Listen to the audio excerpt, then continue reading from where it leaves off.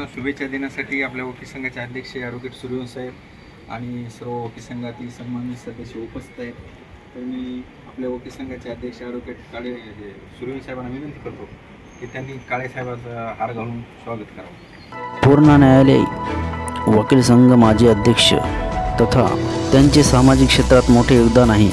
असे सामाजिक कार्यकर्ते ॲडव्होकेट सूर्यकांत काळे यांचा वाढदिवस दिनांक 24 जून